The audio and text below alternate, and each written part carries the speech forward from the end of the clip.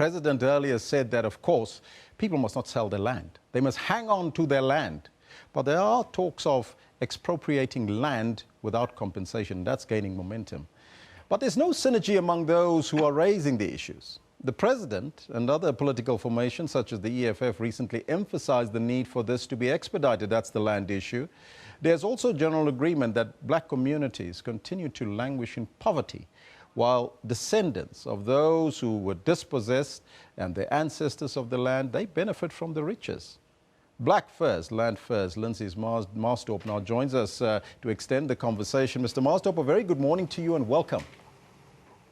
Good morning and thanks for having me. Now, I don't know if you followed, but the Boer Afrikaner Volksraad earlier, when we spoke to them, says that when black people are saying that white people took their land, that is complete nonsense. I would like to get your thoughts on that. Well, we know white arrogance has its way of just perpetuating itself through society. It's a historical fact that white people arrived here. In fact, the first resistor was Ochomoto, who resisted, one of the Khoisan leaders at the time. And we know his fate. It's important to know that white people and persons like Breitenbach are land thieves, and they have no stake to this society. And the black majority understands that, and we will respond accordingly in a way that ensures that we take back land. Important to note, too, that when he talks about war, he has no understanding of the black lived experience. Just Saturday past, one of our comrades, Comrade Pumza, was killed in Nyanga East. Today, this morning, actually, 8 students are in court from Philippi High School because they wanted better education. We understand the war that is waged because of our landless situation. Biko, in fact, tells us that the construction of township ensures that achieving adulthood is near impossible.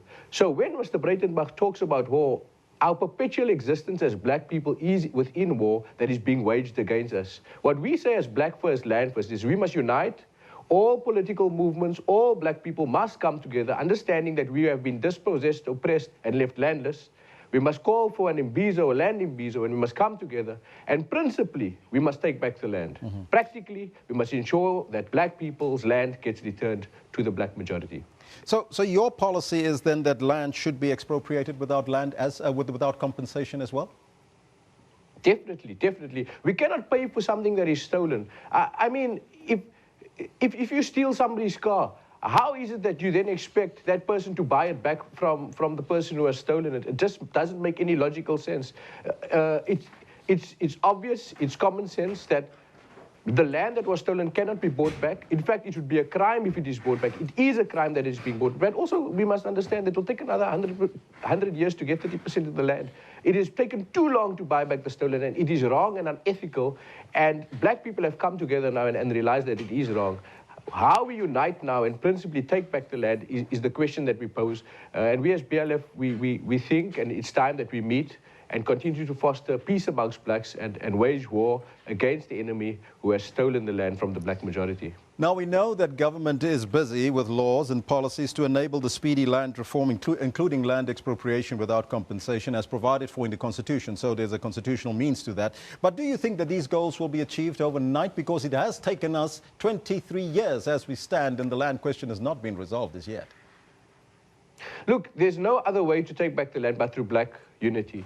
But let us just assess what has been happening in Parliament. We know that, unfortunately, the land court is being paid by certain political parties and some who are aligned to white interests like Rupert and Renwick abroad. But as Black First Land, which we constantly say, whatever people's reason is for saying they'll give 6% so that we can take back the land, we agree that we must come together to take back the land. But also further than that, we must move from a radical rhetoric about land to practical implementation of taking back the land. We know that the expropriation bill that was penned by Cronin, one who would say that he was working in the best interests of black people, but which we know mimicked the Freedom Charter days when white people penned that document and sold us a myth of freedom for black people. So what we are saying is that when that bill appeared, what we asked President Jacob Zuma to return that bill back to Parliament and ensure that we have a new dialogue on that. I want to categorically state too, when we ask for a new dialogue on land expropriation without compensation, we cannot invite white colonial land thieves to the table of that discussion. So we absolutely reject Mr. Breitenbach's notion that we must sit with him at a table and discuss with those who have stolen our land what is to be done.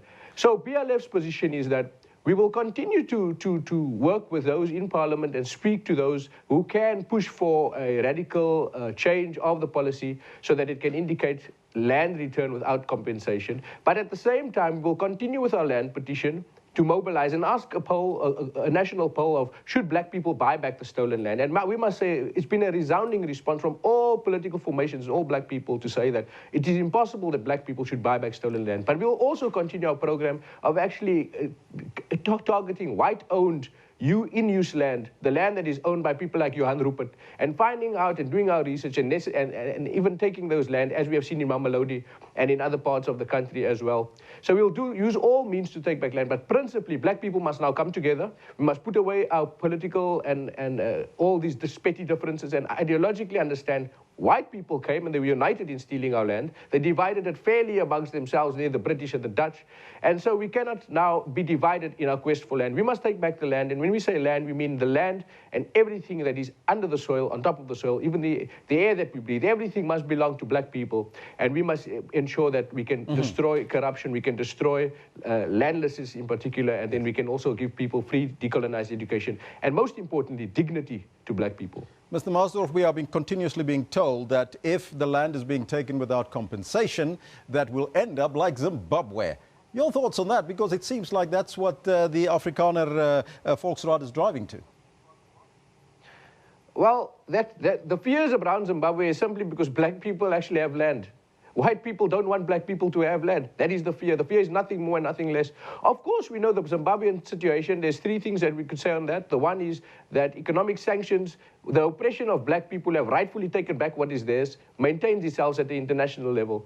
And so then the economic sanctions plays its part. We know that the drought unfortunately played its part in Zimbabwe, but we also know that the resilience and the partnership with countries from abroad economically to defend the currency, but also to ensure that black people are able to farm again and to grow the economy, the land economy, means that black people actually have the destiny in their own hands. So if it means we become like Zimbabwe, at least then black people will have a say.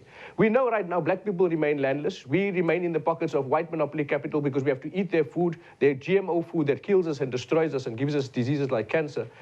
We can no longer be subject to white power that oppresses us. We must take the power and we must decide how we will live and in what way we can make ourselves go forward. So if Zimbabwe is the bar for how we will go, then great. That is an advancement of the indignity that we suffer daily as black people. We are asking our viewers today about whether or not we can afford to take the land without compensation. Finally, your thoughts on that. We can't afford not to take back the land, and we can't afford to pay for the land. The land was stolen. The black majority must come together.